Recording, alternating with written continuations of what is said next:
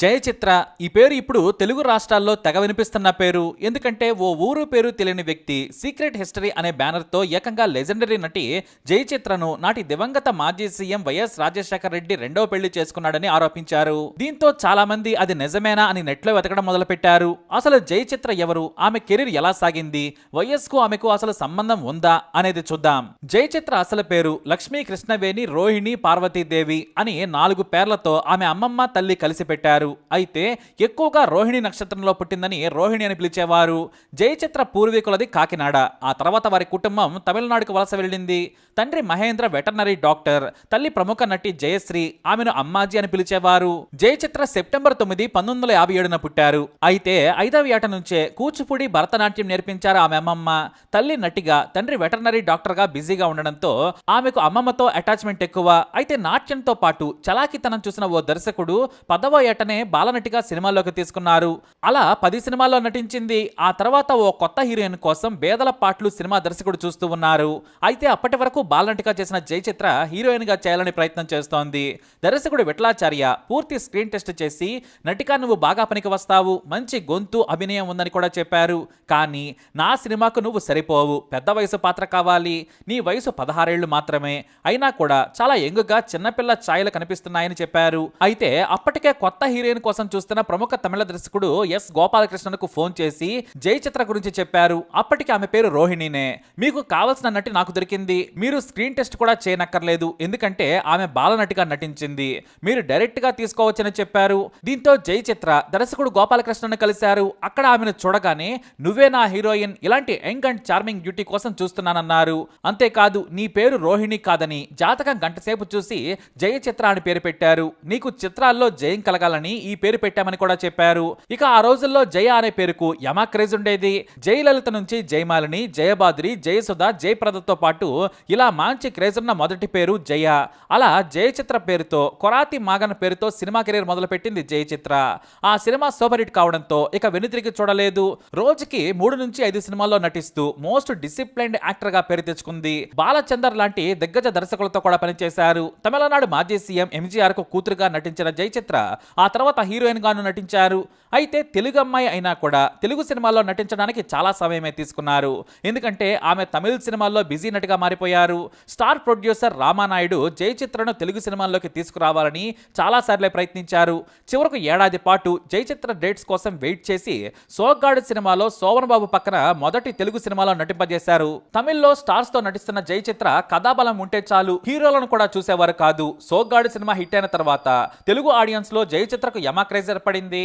అంతేకాదు దాసరి నారాయణరావు తన మొదటి సినిమాలో మురళీమోహన్ హీరోగా పెట్టుకుని యవ్వనం కాటేసింది అనే సినిమా తీశారు. ఆ సినిమా సూపర్ హిట్. ఆ తర్వాత వరుసగా తెలుగులోనే సినిమాలు చేస్తూ బిజీగా మారిపోయారు. తమిళ్లో వచ్చిన ఛాన్సులను తెలుగు మూవీస్ కోసం వదులుకున్నారామె. అయితే కల్పన సినిమా బ్లాక్ బస్టర్ హిట్ అయింది. దర్శకుడు రాఘవేంద్రరావు తీసిన ఈ బ్లాక్ అండ్ వైట్ మూవీ నాడు సెన్సేషన్. ఇందులోని పాటలు నేటికి క్లాసిక్స్. అంతేకాదు జయచిత్ర ఎక్కువగా మురళీమోహన్ తోనే నటించేవారు. అవి హిట్ అవుతుండేవి. దీంతో మురళీమోహన్ జయచిత్ర మధ్య ప్రేమ నడుస్తోందని తమిళ్లోని ప్రముఖ సినిమా మ్యాగజైన్ లో వార్త వచ్చింది. దాని తెలుగు సినిమా పత్రికలు కూడా క్యారీ చేశాయి. దీంతో ఇది నాడు సెన్సేషనల్ రూమర్. ఎందుకంటే అప్పటికే మురళీమోహన్ కు పెళ్లైంది, పిల్లలు కూడా ఉన్నారు. ఇటు జయచిత్ర మురళీమోహన్ కంటే వయసులో చాలా చిన్న. ఇక ఇటు మురళీమోహన్ కూడా తన గ్లామర్ తో యంగ్ హీరోల గ్లామర్ కు ఏమాత్రం తగ్గకుండా ఉండేవారు. ఫ్యామిలీ ఆడియన్స్ కు, చిన్న నిర్మాతలకు, కొత్త దర్శకులకు మురళీమోహన్ జాక్ పాట్ లాంటి వారు. క్రమశిక్షణతో పాటు కొత్త వారిని కూడా ప్రోత్సహించేవారు. కానీ జయచిత్ర మురళీమోహన్ల క్రేజీ కాంబినేషన్ సినిమాకి వస్తే వారి ఎఫ్ఐఆర్ కారణంగా మరింత పబ్లిసిటీ కూడా దక్కేది. సినిమాల్లో వారి కెమిస్ట్రీ చూసి నిజంగానే వారి మధ్య ఏదో నడుస్తుందని జనం కూడా ఫీల్ అయ్యేవారు. కొన్నాళ్ల పాటు వారి మధ్య ఏదో సాగుతుందని అంతా నమ్మారు కూడా.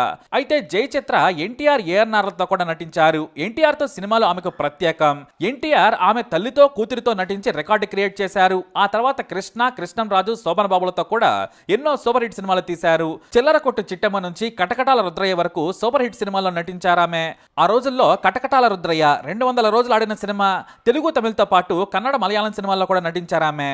ఇలా సినిమా కెరీర్ లో బిజీగా ఉండగానే జయచిత్ర మీద మీడియాలో కూడా రూమర్స్ వస్తూ ఉండడంతో ఆమె తల్లి కంగారు పడ్డారు. సినిమాల్లో చిన్న వయసులోనే పేరు తెచ్చుకున్నావు, ఇక సినిమాలు చాలు, ఎలాగైనా సరే పెళ్లి చేసుకుని సెటిల్ అవ్వాలని చెప్పారు. ఆ సమయంలోనే ఓ సినిమా వేడుకకు వచ్చిన వ్యాపారవేత్త గణేష్ నటి జయచిత్రను చూసి ఇష్టపడ్డారు. అంతేకాదు వారి దగ్గర బంధువులు కూడా గణేష్ ను పెళ్లి చేసుకోవాలని జయచిత్రకు సూచించారు. జయచిత్ర తల్లి గణేష్ కుటుంబం గురించి ఆరా తీయడంతో మంచి ఫ్యామిలీ అని తెలిసింది.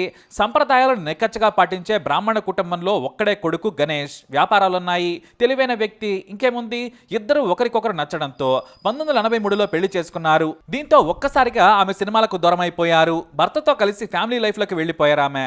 కానీ కొంతమంది తనకు నచ్చిన, తన శ్రేయస్సు కోరే దర్శకులు కోరితే మాత్రం నటించేవారు. కానీ అప్పటికే హీరోయిన్ రోల్ నుంచి క్యారెక్టర్ ఆర్టిస్ట్ గా మారిపోయారు ఆమె. అలానే సరిగ్గా పెళ్లైన 10 ఏళ్లకు అబ్బాయి గారు సినిమాలో నటించారు.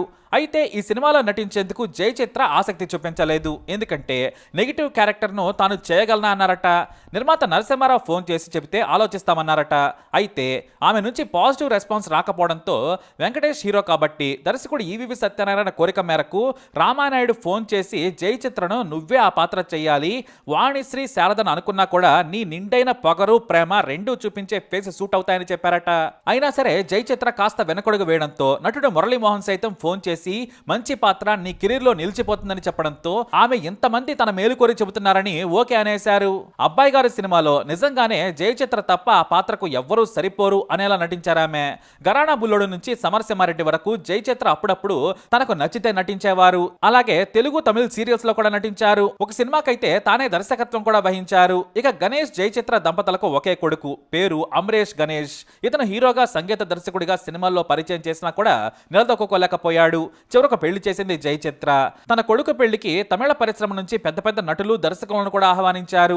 అయితే సినిమా కెరీర్ అంతగా సాగకపోవడంతో, వ్యాపారంలో నష్టాలు రావడంతో మోసాలకు పాల్పడ్డాడు అమరేష్. కొంతమందిని రైస్ పుల్లింగ్ పేరుతో డబ్బును రెండింతలు చేస్తానని చెప్పి దాదాపు 20 కోట్లకు ముంచాడు. ఈ మోసంలో అమరేష్ ను చెన్నై క్రైమ్ బ్రాంచ్ పోలీసులు అరెస్ట్ చేసి జైలుకు పంపారు. విచారణలో ఇంకా మరిన్ని మోసాలు బయటపడ్డాయి. సీనియర్ నటి జై చిత్ర కొడుకు మోసం కేసులో అరెస్ట్ అయ్యాడన్న వార్త తెలుగు రాష్ట్రాల్లోనే కాదు, కర్ణాటక, కేరళలో కూడా సెన్సేషన్ అయింది. ఈ విషయంలో జై చిత్ర మీడియా ముందుకు రాలేదు. కానీ ఏడాది తర్వాత మీడియాకు ఇంటర్వ్యూలు ఇవ్వడం మొదలు పెట్టారామె. అయితే భర్త చనిపోయిన తర్వాత జై చిత్ర కొన్నాళ్ల పాటు గందరగోళానికి గురయ్యారు.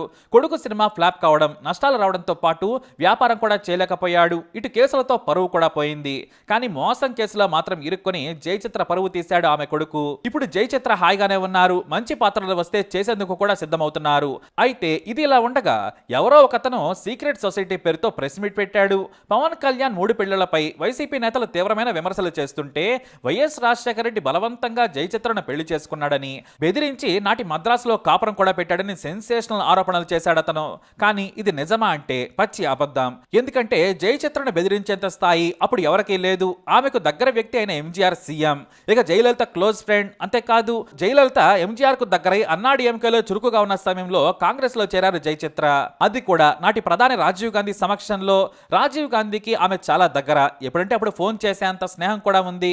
ఇక పులివెందుల నుంచి 1978లో మొదటిసారి ఎమ్మెల్యే అయ్యారు వైఎస్. ఆ తర్వాత 1980లో మంత్రిగా ప్రమాణ స్వీకారం చేశారు. అప్పటికే జై చిత్ర స్టార్ యాక్టర్. తమిళనాడులో ఆమెకు ఎంజీఆర్ నుంచి కరుణానిధి వరకు అందరూ సన్నిహితమే. ఇక వైఎస్ ను జై చిత్ర 1-2 సార్లకు మించి కలిసి ఉండరు. వైజాగ్ లో రాజీవ్ గాంధీ విమానాశ్రయానికి వచ్చినప్పుడు ఒకసారి, మరోసారి ఓ మీటింగ్ లో కలిశారు. ఇక అప్పటికి వైఎస్ కు పార్టీలో ప్రాధాన్యత చాలా తక్కువ. కొత్తగా వచ్చిన మంత్రిగా బెరుకుగానే ఉండేవారు. ఉద్దండలైన కాంగ్రెస్ నేతల ముందు ఆయన చాలా చిన్న నాయకుడు. మరోవైపు వైఎస్ మంత్రి అయ్యి నలుగురికి తెలిసే నాటికి భర్త గణేష్ తో పెళ్లి నిశ్చయమైపోయింది. మరుసటి ఏడాది ఒప్పుకున్న సినిమాలు పూర్తి చేశాక గణేష్ ను పెళ్లి చేసుకున్నారామె. అంతేకాదు ఆ తర్వాత తనకు చాలా సన్నిహితమైన ఎన్టీఆర్ కూడా ముఖ్యమంత్రి అయ్యారు. సీఎం కాగానే ఎన్టీఆర్ ను అభినందించేందుకు చెన్నై నుంచి హైదరాబాద్ వచ్చారు జై చిత్ర. కాబట్టి ఓ లెజెండరీ నటి మీద అబాండాలు వేసే ముందు కాస్త ఆలోచించి మాట్లాడాలి. పుకార్ల కోసం వైఎస్ జగన్ ను తిట్టేందుకు నటి జై చిత్ర క్యారెక్టర్ కు మసిపోయడం తప్పని తీవ్ర ఆగ్రహం వ్యక్తమవుతోంది. నెటిజన్స్ కూడా ఈ విషయంపై ఆగ్రహం వ్యక్తం చేస్తున్నారు. మీ పాలిటిక్స్ కోసం ఆమెను బజార్ కీడ్చిన వారిపై కఠిన చర్యలు తీసుకోవాలని డిమాండ్ కూడా చేస్తూ ఉన్నారు. మొత్తానికి నాడు వైఎస్ అప్పుడే ఎదుగుతున్న నాయకుడు. అయితే అప్పటికే ఆమె సూపర్ స్టార్ కాబట్టి ఈ ఆరోపణల్లో ఎలాంటి వాస్తవం కూడా లేదు. మొత్తానికి ఆమె కెరీర్ ఎంతో ఉన్నతంగా సాగింది. కానీ కొడుకు వల్ల ఆమె పరువు పోయింది.